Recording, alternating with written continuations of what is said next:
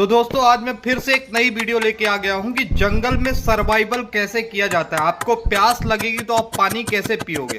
तो इस भाई ने बहुत ही अनोखा दिमाग लगाया और पानी निकाला। तो इस वीडियो को हम देखें कैसे इसने पानी निकाला।